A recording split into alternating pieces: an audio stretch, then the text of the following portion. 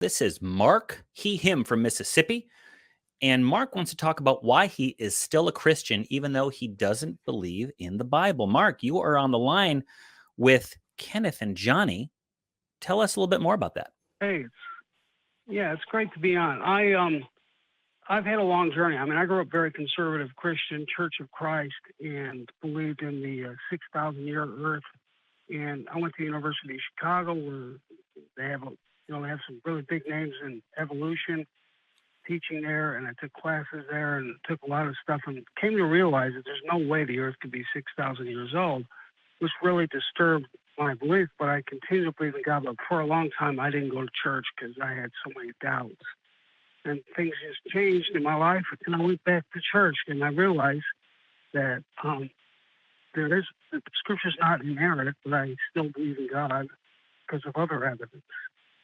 But I feel actually very free in my expression of worship because I don't feel obligated to hate certain people like the LGBT community or other people. I don't feel anger when people don't believe because I understand your point and why you may not have faith. Okay. Well, that's certainly a good start. You don't hate LGBTQ people, and you don't have a problem with people that don't believe because you can understand. So why are you still a Christian? That is an excellent question. And part of it is if you come in and you're trying to create reasonable doubt, like in a legal case, when somebody's innocent until proven guilty, I think you've done that. What I'm looking for is not reasonable doubt. I'm looking for a reasonable cause to have faith. Some of this comes from my indoctrination, and I think what's happened as I've gone through this pathway is things are introduced scientifically that conflict with the Bible. I always go with the science. And I think that a lot of people had that journey, especially when Darwin wrote his book on the origin of species. I think there were a lot of people who were theists who eventually dropped religion because they had evidence. And I've had evidence that shows that the biblical timeline is not real, that the flood didn't happen, that creation could not have happened in 6 days. But I still can believe in God because I believe, for example, I don't believe in abiogenesis. I believe that DNA is a code and that it cannot arise without intelligence. So I believe in a creator from that standpoint. I don't believe it should be taught in schools, but I don't believe there's science to support it. So, but I carry on with my belief. Okay. Well, let me ask you this. You're a Christian, but you don't believe in the Bible.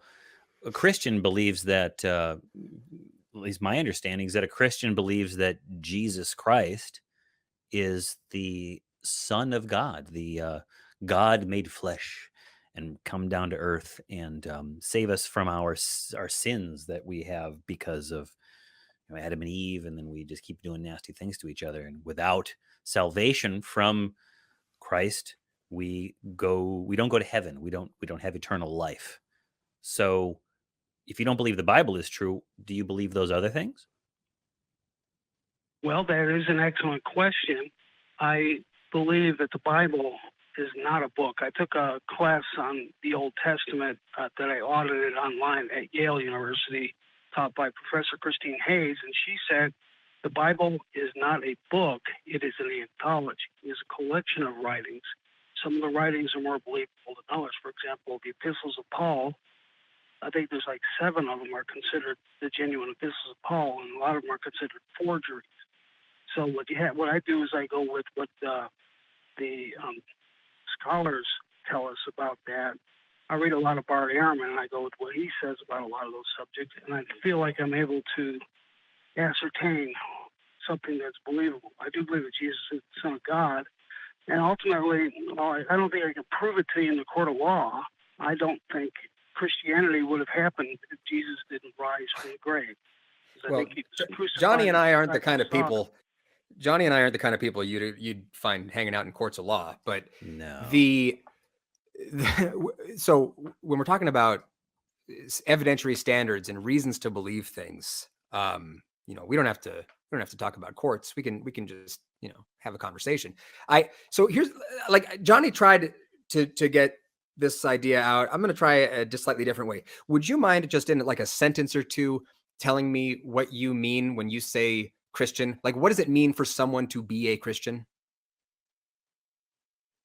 What I think it means for someone to be a Christian is to believe that Jesus rose from the grave, and that he is Okay. the Son of God. That's the confession that Christians make. Why would Jesus raising from a grave be relevant to humanity?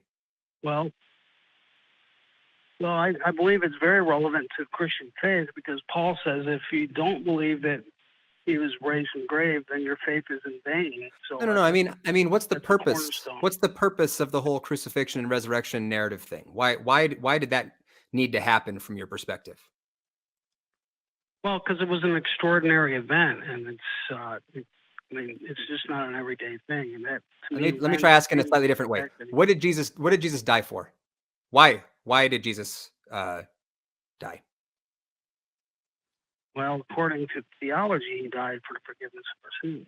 That's what I was looking for. Okay, so I wanted to touch on a couple things with you, because this is fascinating to me. So you said earlier that you've studied evolution, you've got some familiarity with science, and you reject the 6,000 year age of the earth thing.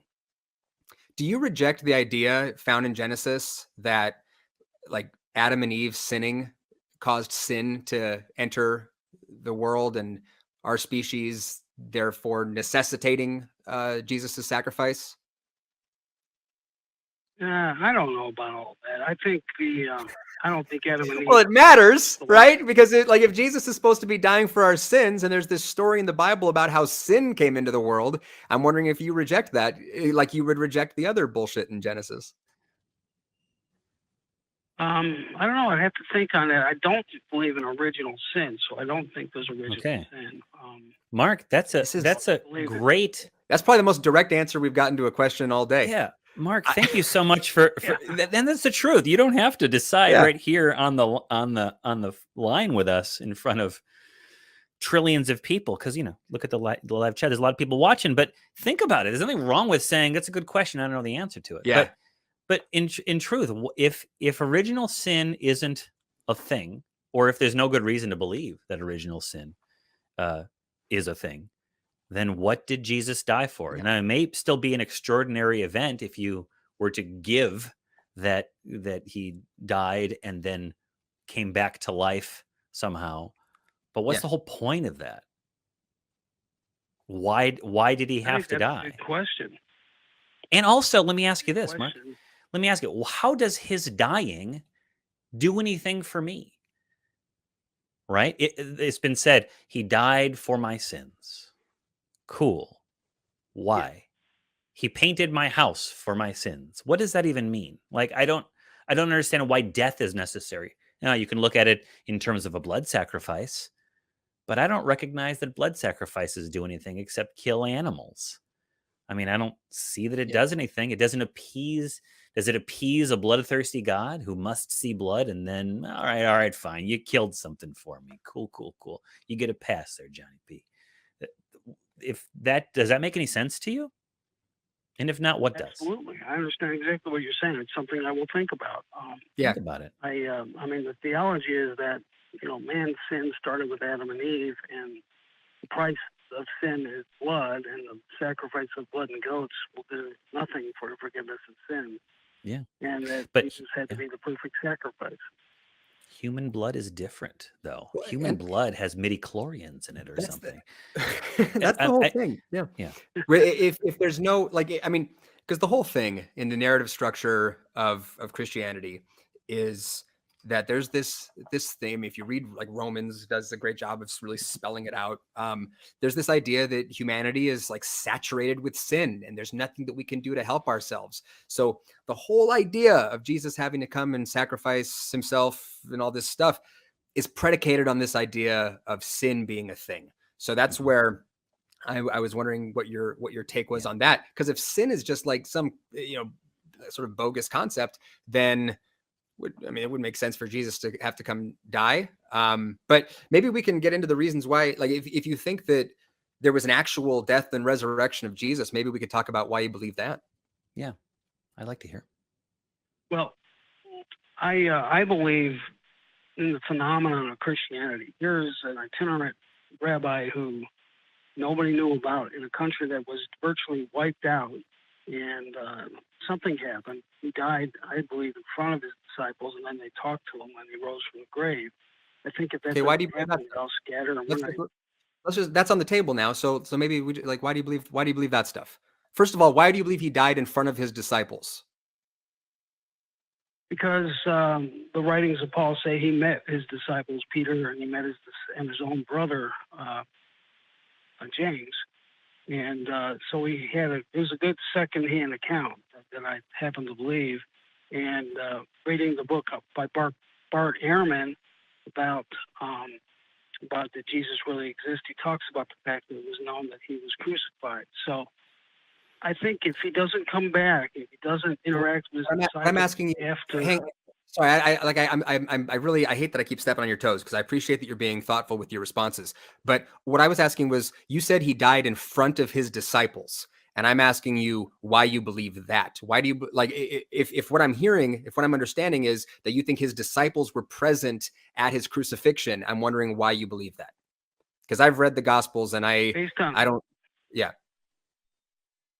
Well, based on the accounts that are there, I mean, Peter was there, Mary was there. I mean, it's described. And while I do have doubts about the Gospels, I do believe that part of it. I don't believe every single thing that's in there, but I do believe. How do you pick and choose which things to believe and which things not to believe? Yeah, what's your measuring stick? How do you decide what is, like, exactly what Kenneth said? What is believable and what is not? What's the Well, I how do you defer to what distinguish? the scholars tell me. I've read a lot of Bart Ehrman has been my favorite scholar. I've read a lot of his books, and I tend to defer to what the scholars say. My understanding is that there's no independent extra biblical evidence that most of the things in the Bible happened. I mean, we know that there may be some evidence that that there was telling of a person named Jesus who existed, may have been crucified, perhaps, but a person named Jesus is not the same as, and an itinerant preacher named Jesus is not the same as a person who could turn water into wine, right? Who can walk on water, who can heal the sick, bring the dead back to life, and can himself die and then return and then fly up to heaven. It's very different facts. The distinction between an historical Jesus and a biblical Jesus is as meaningful as, look, if we go 2,000 years in the future, I guarantee we could find examples. We could find good evidence that there was a guy named Steve Rogers who served in World War II in the Army. But whether or not that means that the stories about Captain America are to be believed is a whole separate question, right? So when we find things like, you know, Bart Ehrman will talk about how there are good reasons to think that a guy named Jesus was crucified by Pilate, that there were a group of people who believed a set of claims about Jesus shortly that can be, you know, there's evidence of that shortly after his alleged, you know, death in this timeline. The resurrection is a whole other question, though. You know, things like walking on water and raising the dead and healing the sick, these are whole separate issues, right? Yeah. I don't necessarily believe everything that's in there about the walking on water, because the big thing is, when it comes to the New Testament, they're just sources, they're just writings, and they were collated by human beings. They weren't put together by God. That's one thing I learned, you know, when I was in college, is that mankind picked those verses out. So I have to kind of tease out the information and decide what's BS and what's actually dependable. And, Mark, how long have you been on? How long have you been on this journey? Like, because it sounds like you're finding holes. Geez, I wish I hadn't said that. But that's Thursday. It's Thursday. Secular Sexuality. Tune in, friends. But it sounds like you're on a journey of picking apart the Bible and your faith, and we're getting a snapshot of you right now, where you believe that God exists as a sort of a first cause or the source of life, and you're recognizing that a lot of the claims in the Bible don't make sense based upon the tool that has gotten us the farthest out of flinging shit at each other in trees, which is the scientific method. of understanding the world we live in, right? And that's how I understand science, isn't that it? Something about shit and trees, but Yeah. we're supposed to look at them. I know we're supposed to look at the tree, but it sounds like you're doing that. You don't believe in Adam and Eve. You all this other stuff, but then you're sort of still you're a transitional fossil. It sounds like we all are transitional fossils, Mark. But you're in this state in between belief and not belief, and I'm wondering, how long have you been on this journey? When did you start doubting? Well, I'm 58 years now. I graduated from University of Chicago when I was 22. So, and for 20 years, I rejected religion, did not go to church, and I kind of came back to it. And I believe I do a lot of research. I think about this all the time. I listen to you guys' show. I used to listen when I was in office, 2019, every day. And then I lost my office job and I was on my feet all the time and couldn't listen. Now I'm back in an office, so I'm catching up on all you back. The only thing I listen to, I don't listen to apologists. I listen to various skeptics, and I listen to you guys. Every day I listen to 4 or 5 back shows a day.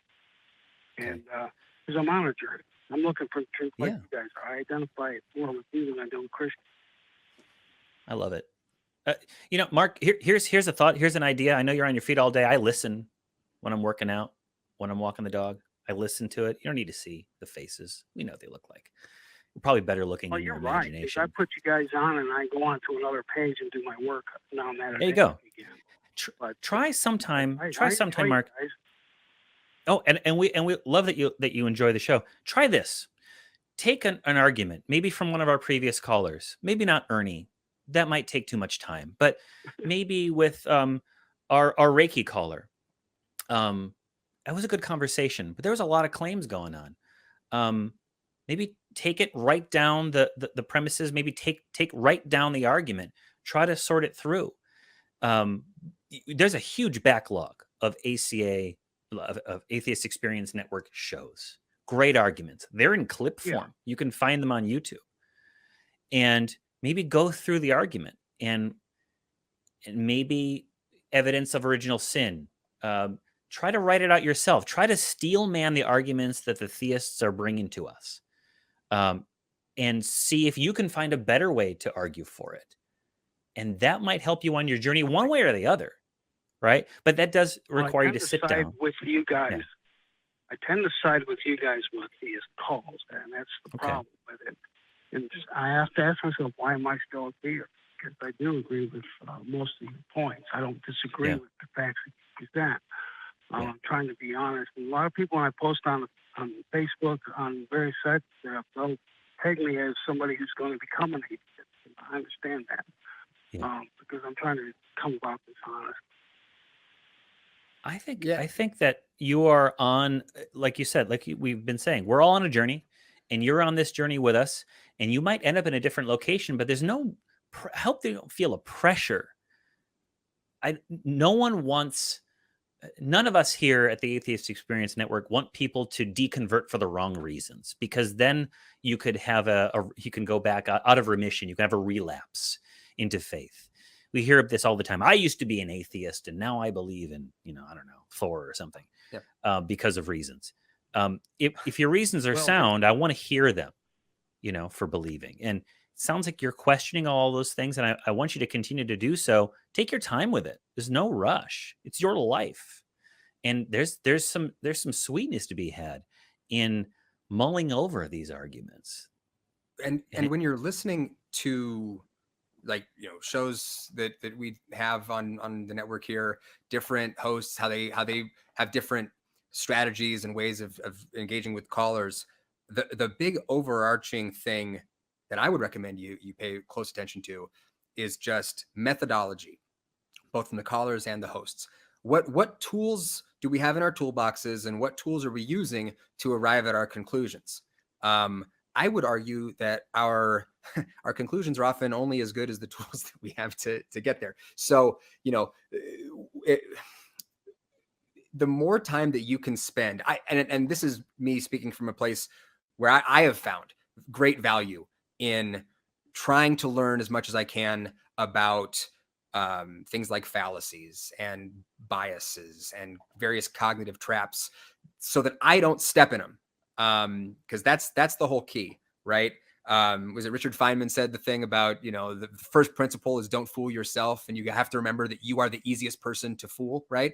So the more that you can focus on methods and critical thinking skills and just arming yourself so that when inevitably some, you know, spurious claim rears its ugly head, you're able to spot it for what it is. That is the project that I think we're all sort of trying to engage in over here, is just, you know, we care about having true beliefs. We want to believe true things. And we don't want to be fooled and taken in by bullshit. So that's where, if I were you, I would spend the bulk of my time is just sort of getting your black belt in critical thinking, you know? That's right. Yeah, the one thing I like about your community is, since I do have doubts, I can't go into church and openly talk about them. I can talk about them openly here with you guys. So I love your community. I love what you guys are doing. And I'll continue to listen, and I'll probably call back in the future. I'll tell you what, I'm going to go out of order here, and the crew's going to hate me, but I'm feeling a wellspring of love rings coming out of me right now. And there we go. It just came out of my ear, I guess, or space. Mark, we're going to let you go. Thank you so much for calling in. Call back with more questions, and think about the origin of original sin, the nature of sin, and all that stuff. And we'd love to hear from you again. All right. Okay. Sounds great. Thank you. All right. You take care.